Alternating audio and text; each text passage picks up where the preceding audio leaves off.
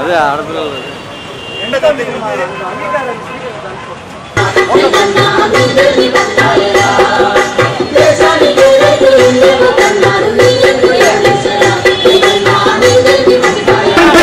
రైతన్నల బాధలు చూసి కలతా చెంది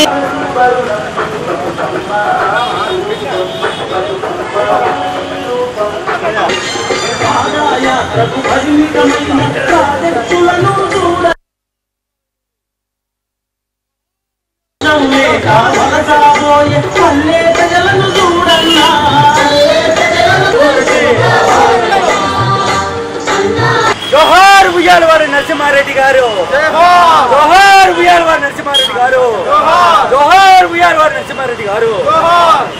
ప్రథమ స్వాతంత్ర పోరాటం జరగక మునుపే బ్రిటిష్ వారు రైతులపైన పన్ను వేసినందుకు నిరసనగా ఆ రోజు ఉద్యమాలు చేపట్టాడు. అత్యంత క్రూరంగా కర్కశంగా ఉయ్యాలవాడ నరసింహారెడ్డిని బ్రిటిష్ ప్రభుత్వం హత్య చేయడం జరిగింది. కానీ దురదృష్టవశాత్తు ఎవరైతే మొట్టమొదటి స్వాతంత్ర సమరయోధునిగా గుర్తింపు పొందాల్సిన ఉయ్యాలవాడ నరసింహారెడ్డి గారు ఉన్నారో వారికి ఆ గుర్తింపు ఇవ్వలేదు. ఇవాళ 70 ఏళ్ల స్వతంత్రం తర్వాత అయినా సరే కేంద్ర రాష్ట్ర ప్రభుత్వాలు ఈ అంశాన్ని ఇవాళ పరిగణలోకి తీసుకోవాలి. ఖచ్చితంగా కేంద్ర ప్రభుత్వం స్వాతంత్ర సమరయోధునిగా ఉయ్యాలవాడ నరసింహారెడ్డిని గుర్తించాలి.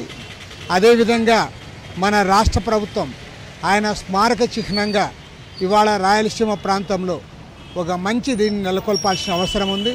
ఆ రకంగా ముందుకు పోవాలని కోరుతా ఉన్నాం. నేను ప్రధానంగా చంద్రబాబు నాయుడు గారిని కోరేది ఏంటంటే, చంద్రబాబు నాయుడు గారు మీరు కర్నూలు జిల్లాకి ఈ రాయలసీమ బిడ్డగా కర్నూలు జిల్లాకి ఉయ్యాలవాడ నరసింహారెడ్డి జిల్లాగా ప్రకటించాలని, అదేవిధంగా అమరావతి నూతన రాజధానిలో అయితే మీ జిల్లా కేంద్రాలన్నింటిలో కూడా ఉయ్యాలవాడ నరసింహారెడ్డి గారి శిలా విగ్రహాలు పెట్టి వారి జయంతిని కానీ వారి వర్ధంతిని కానీ సర్వజనంగా ప్రకటించాలని నేను కోరుతున్నాను.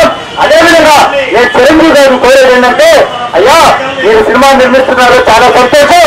మీరు సినిమా నిర్మిస్తానన్న తర్వాతనే వారి చరిత్ర ఈ దేశంలో ఉండే ప్రజలకందరికీ తెలిసింది కాబట్టి సిపాయిల తిరుగుబాటు కంటే ముందు వారు స్వాతంత్ర సమరయోధులుగా ఉన్నారు.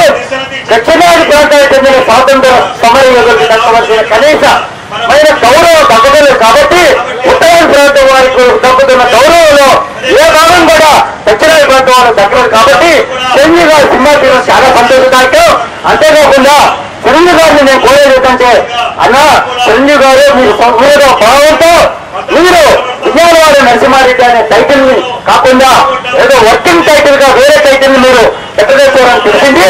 నేను కోరేది ఏంటంటే, మీరు వర్కింగ్ టైటిల్ కాకుండా వారు ఒక తెలుగు జాతి గెలించదగ్గ తెలుగు స్వాతంత్ర సమరయోధులు కాబట్టి వారి యొక్క పేరుతోనే ఆ తెలుగు భాషలో ఉయ్యాలవాడ నరసింహారెడ్డి అని పెట్టాలని చెప్పేసి నేను మిమ్మల్ని కోరుతున్నాము. అంతేకాకుండా మీ జన్మదినమైన ఆగస్టు 22 ఈ చిత్రాన్ని ప్రారంభిస్తారని చెప్తున్నారు.